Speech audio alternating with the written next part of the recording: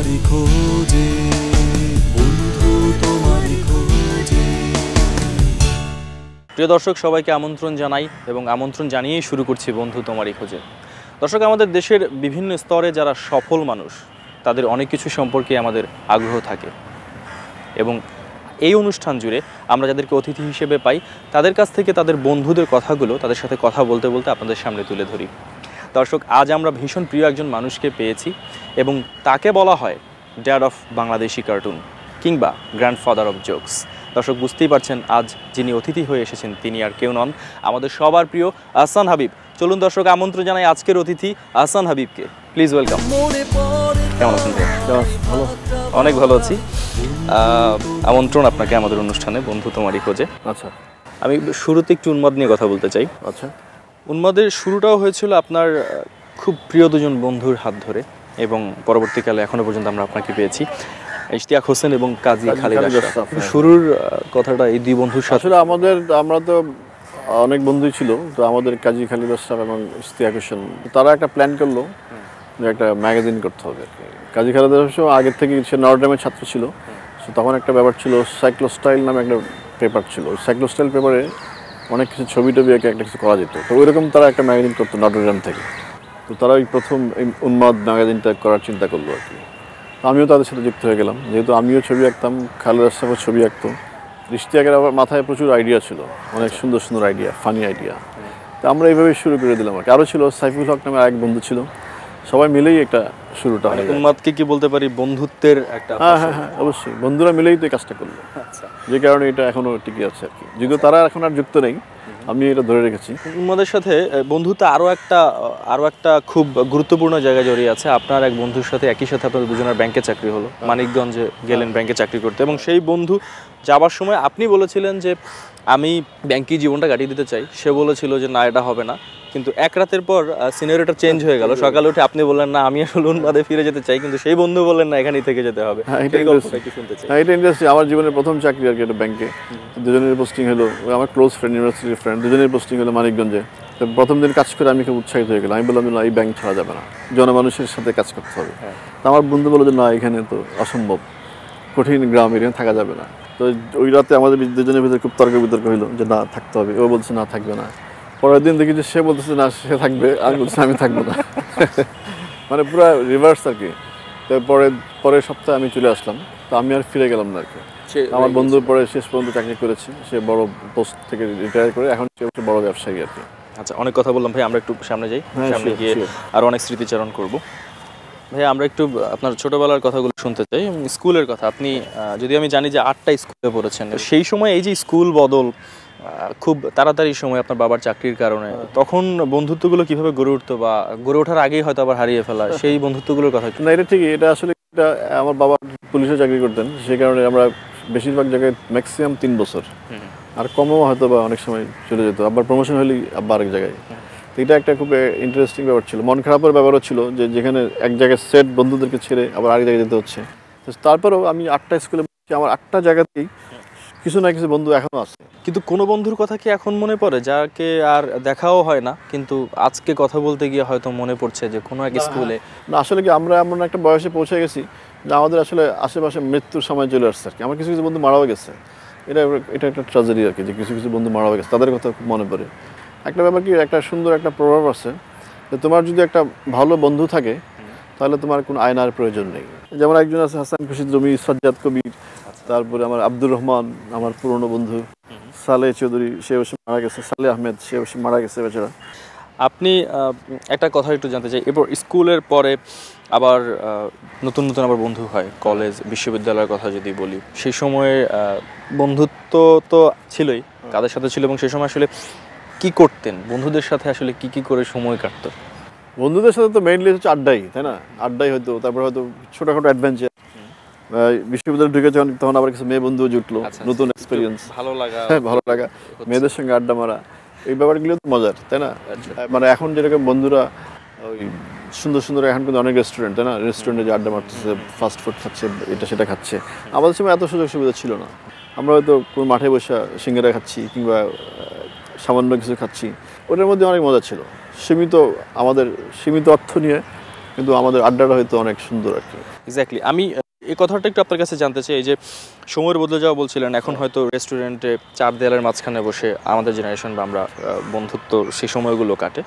আপনার সময়ে যে খোলামেলার একটা বন্ধুত্ব বা আপনি যেভাবে বলছিলেন ভাগ করে নেওয়া, সেখানে স্বাদের কথাটা একটু জানতে চাই। এবং আমি জানি যে আপনি শব্দের রং দেখতে পান, কোনো কোনো সময় শব্দের স্বাদও আপনি পান। বন্ধু, এই শব্দটির রং কিংবা স্বাদ আপনার কাছে কি?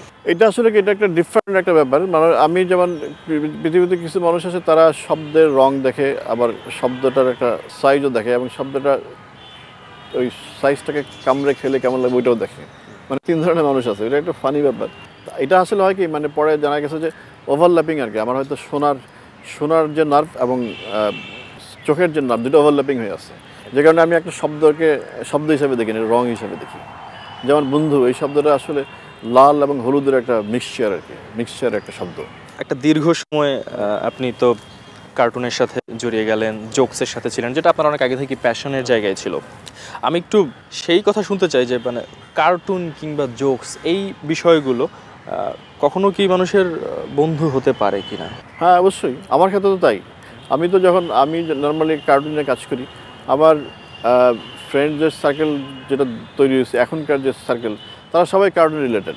এখন আমি যখন কারোর সাথে বন্ধুত্ব হয় কিংবা কারোর সাথে পরিচয় হয়, তখন আমার প্রথম ইয়েটা থাকে যে তুমি লাস্ট কী জোকসটা শুনছো বলো দেখি। মানে ওই লাস্ট জোকসটা শুনেই আমি তার মেন্টালিটা ধরতে পারি, কারণ জোকস কিন্তু সবসময় আপগ্রেড হয়। এই মুহূর্তে বন্ধুদের জন্য কোনো জোকস কি আপনার কাছ থেকে শুনতে পারি? বন্ধুদের জোকস না বলে আমরা যদি একটা সুন্দর পার্কে আছি, এটা পার্কের জোকস বলি। হ্যাঁ প্লিজ। পার্কের জোকসটা এরকম যে একটা ছোট্ট বাচ্চা পার্কে হারায় গেছে। সে পার্কের যে দারোয়ান তার কাছে গেল, যে বললো যে আমি হারাই গেছি। তখন দারোয়ান তো ব্যস্ত হয়ে গেলো যে আরে কী করা যায়। তখন সে বললো যে না, গতকালকে আমার ভাই হারাইছিল, তাকে তুমি একটা আইসক্রিম দিয়েছিল। মানে সে আসলে ওই আইসক্রিমটার জন্যই সে হারাইছে আর কি, বিষয়টা এরকম আর কি। ওকে, আমরা এরকম আরো অনেক কথা বলতে চাই, একটু সামনে কোথাও গিয়ে বসি। এখন তো আমরা দাঁড়িয়ে কথা বললাম, একটু বসে আপনার পরিবারের কথা জানতে চাই। আপনার বাবা যিনি আমাদের মুক্তিযুদ্ধে শহীদ হয়েছিলেন, বা আপনাদের ভাই বোনদের কথা যদি বলি, নিঃসন্দেহে আমাদের দেশের একটি গর্বিত পরিবার। আমরা সবাই আপনাদেরকে নিয়ে গর্ব করি। এবং এমন একটা সময়ে আজ আমরা এই অনুষ্ঠানে কথা বলছি, আমাদের সবার প্রিয় বাংলাদেশের কথা সাহিত্যিক হুমায়ুন আহমেদ, যার জন্মবার্ষিকী।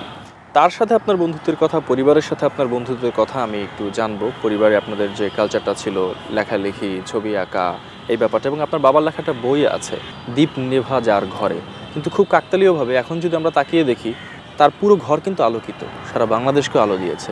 সেই বাবা মার সাথে বন্ধুত্ব, ছোটোবেলায় ভাই বোনদের সাথে বন্ধুত্ব, সেই সময়ে কারা বন্ধু ছিল, সেই সময়টাকে একটু আপনার কথা ধরে আবার ফিরিয়ে আনতে চাই। না আসলে কি, মানে আমাদের ফ্যামিলিটা শৈশবের, যদি বলি যে শৈশবের কথা, তাহলে শৈশবে কিন্তু আমার বাবা মা, আমার ভাই বোনরাই আমার বন্ধু ছিল। আমার বাবা খুব অন্য ধরনের মানুষ ছিলেন, উনি সবসময় আমাদের সঙ্গে বন্ধুর মতোই আর কি।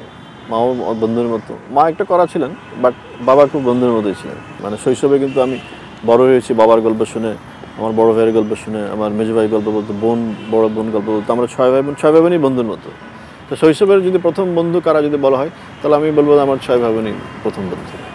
তো মজার ব্যাপার হচ্ছে, যেমন আমার বড় ভাইয়ের কথাই যদি বলি, তার কিন্তু সে খুবই ভালো স্টুডেন্ট ছিল, সে খুবই পড়াশোনা করতো, কিন্তু খুবই, ইভেন কি সে ঈদের দিনেও সে পড়াশোনা করতো। এটা নিয়ে আমরা হাসাহাসি করতাম যে বেশি ভালো ছাত্র দেখাচ্ছে সে। তো তার কিন্তু সবসময় মাথা ব্যথা করতো। তো আমাকে সে বলতো যে মাথা টিপে দেয়, তাহলে একটা গল্প বলতো। আমারও কাজ ছিল এরকমই, তার মাথা টিপতাম আর সুন্দর সুন্দর সে গল্প বলতো। বন্ধুর ব্যাপারটা আমাদের আরও বেশি হয়েছিল এরকম কারণে, কারণ বাবার কিছু পাগলামি ছিল।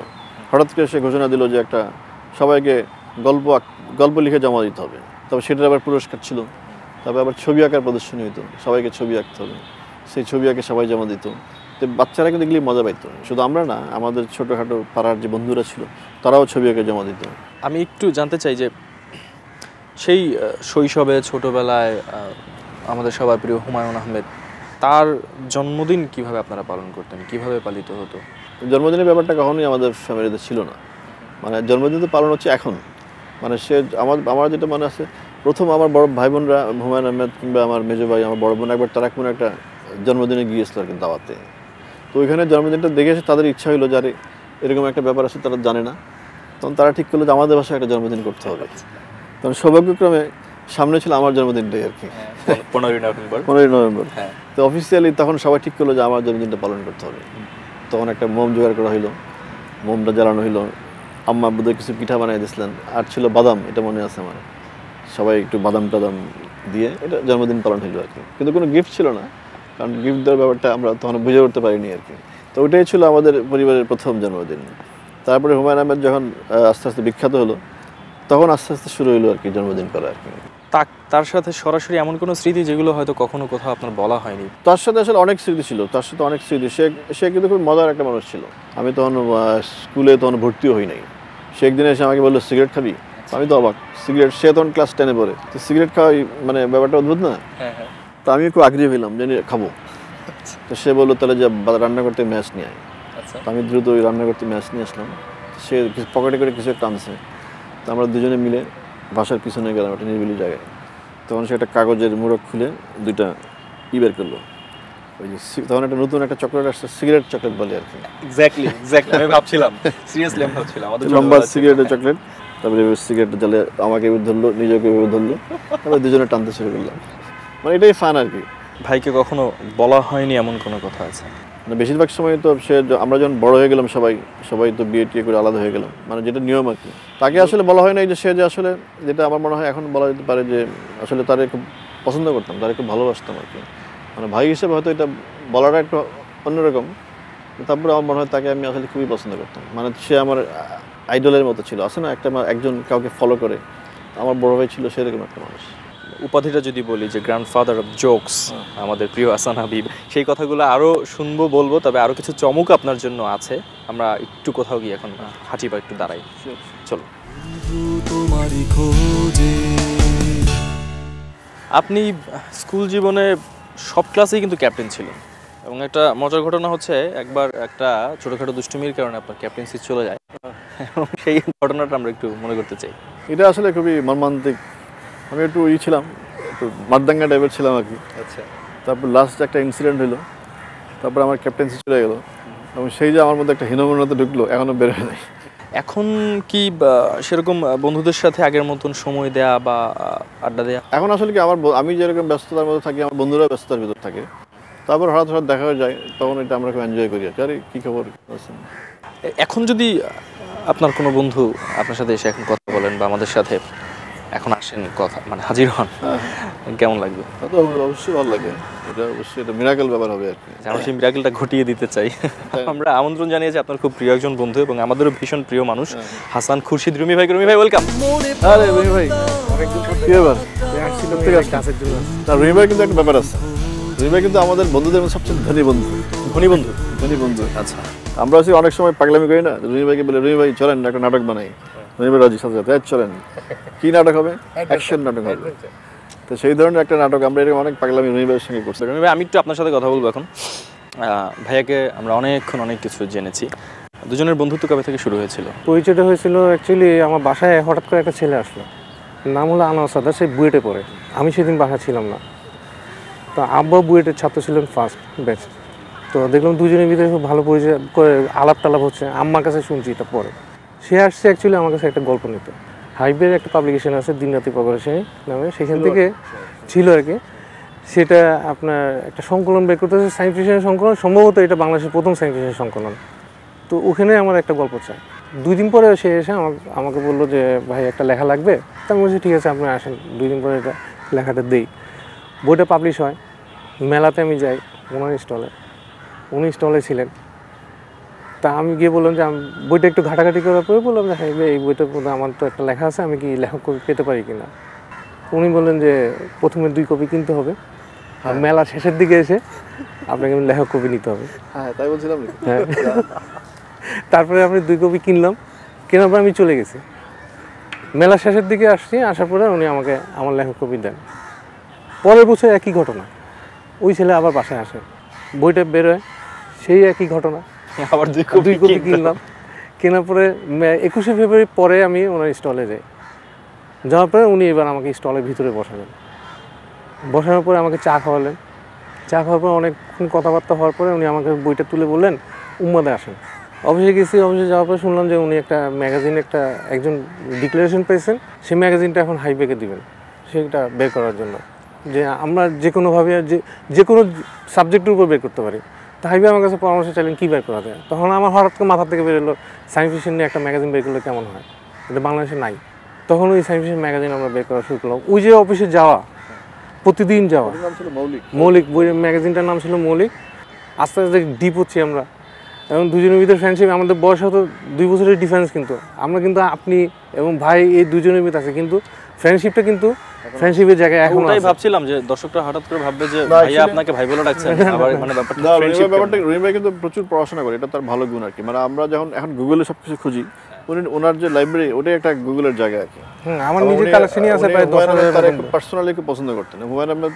তার অনেক হারিয়ে যাওয়া কিছু সায়েন্স ফিকশন হঠাৎ করে উনি কীভাবে উদ্ধার করে হুমায়ুন আহমেদের কাছে নিয়ে গেছে। হুমায়ুন আহমেদ প্রসঙ্গ যেহেতু এলো, আমরা একটু, আপনিও তো কাছাকাছি অল্প সময়ের জন্য হলেও কাছাকাছি ছিলেন, তাকে নিয়ে কোনো স্মৃতি যদি আমাদের একটু শেয়ার করেন। ওনার সঙ্গে যখন ফার্স্ট যেদিন দেখা হয় সেদিন আমার বেশ কিছু বই আমি ওনাকে দিয়ে আসছিলাম। তো উনি আমাকে 3 দিন পরে আমার ফোন নাম্বার কীভাবে জানি আমার বাসার ফোন নাম্বার জোগাড় করে আমাকে ফোন করছিলেন। ফোন করে বললো যে তোমার বইগুলো সব পড়া শেষ, তুমি কিছু কারেকশন দিছি, তুমি যদি মনে করো কারেক্ট করবো, আর না করলে তোমার কথা। তা আমি বললাম যে হ্যাঁ আমি আপনার সামনে এসে আমি এগুলো নিব। তুমি কি ঠিক আছে, তুমি এক কাজ করো, তুমি তো আমাকে একটা লেখার জন্য বলছিলে, আমার তো গল্প সংকলন একটা লেখার জন্য বলছিলে, আমি তো গল্প লেখা শুরু করছি, তুমি এই বইয়ের কাভারটা তুমি করবা। আমি তখন কিন্তু সেভাবে কাভার করতাম। তো আমার তো মাথা এত বড় একজন ব্যক্তি, বট গাছের মতন, ওনার কাছে আমি দুর্বাঘাস। তো উনি আমাকে বলছে, আমার তো ঘাম ছুটে গেছে। 14টা কাভার আমি এক সিটিংয়ে করছি। এখন কোন কাভারটা যে ওনার পছন্দ হবে সেটা তো আমি জানি না। আমি 14টা কাভার, এটা কিন্তু আমি সেবাতে যখন কাভার করতাম তখন আমি একসঙ্গে 3-4টা কাভার নিয়ে যেতাম। কাজীদা আমার কাছ থেকে একটা কাভার সিলেক্ট করতেন, আর বাকিগুলো চুজ করে রেখে দিতেন পরবর্তী বইয়ের জন্য। 14টা নিয়ে যাওয়ার পরে কম্পিউটারে ল্যাপটপের ভিতরে ঢুকায় আমি অপারেট করতেছি। উনি বলছে আমি ল্যাপটপে আমি অপারেট, তুমি অপারেট করো। তা আমি একটা একটা করে দেখাচ্ছি, ভালো ভালো ভালো। এক পর্যায়ে এসে উনি একটা জায়গায় আটকালেন। আটকে বলে যে এই কাভারটা আমার পছন্দ হয়েছে, তুমি এই জায়গাটায় কারেকশন দাও। কী কী করতে হবে উনি আমাকে কারেকশন দিয়ে দিয়েছেন এবং বললো যে তুমি এই জিনিসগুলো লিখে নিয়ে আসবো। পরের দিন আমি কাভার বানাই, আমি ওনার কাছে দিয়ে আসলাম। সেই কাভারটাই পরবর্তীতে বই আকারে গেছিলাম। অহকের যে প্রথম বইয়ের যে কাভারটা, ওটা আমার করা কাভার ছিল। আমাদের তো অনুষ্ঠান একটা সময় এসে শেষ করতে হয়, একদমই ইচ্ছে করছে না। আমি আপনাকেও ধন্যবাদ জানাতে চাই, তবে আপনাকে একটা কথা আমি একটু আমার জানবার ইচ্ছে ছিল, সেই কথাটা দিয়ে অনুষ্ঠানটা শেষ করতে চাই।